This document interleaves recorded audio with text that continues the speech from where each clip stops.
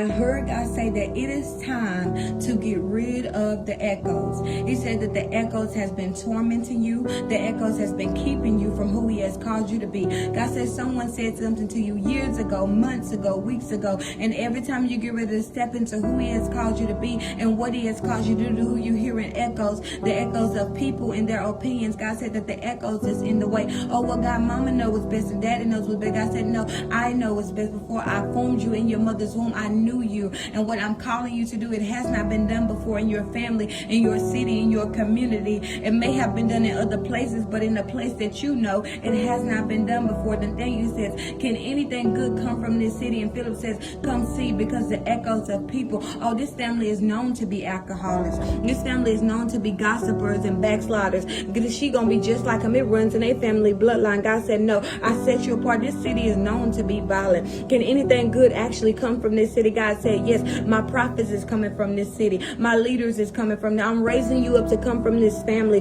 Book writers are coming from this family. Entrepreneurs are coming from this family. Eyes have not seen, ears have not heard what I'm going to do in this family, but the echoes is in the way. God said he doesn't need you to try to prove to anyone that something good is going to come from your family. All he wants you to do is to be obedient into what he has called you to do. He said it doesn't matter how hard it looks.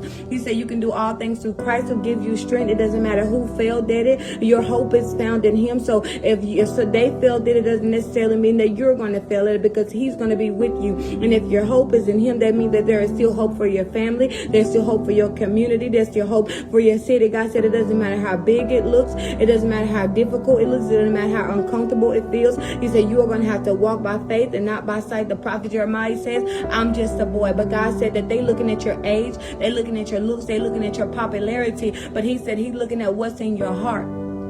Man judges outer appearance, but I'm judging at what's in your heart. I'm examining your fruits. I'm checking your intentions. They looking at your hair. I'm looking at your thoughts. They waiting for you to lay hands on somebody so they can determine whether or not you are qualified. I'm looking at what's happening behind closed doors. So God said he wants you to start walking like you know you got some backup with you. He said just because your mama felt it, just because your daddy felt it, just because your sisters felt it, he said doesn't mean that you're going to fail it. He said I'm going to give you the same strength that I gave Nehemiah to finish. I'm going to give you that same strength, and I'm going to allow what you're building to be finished.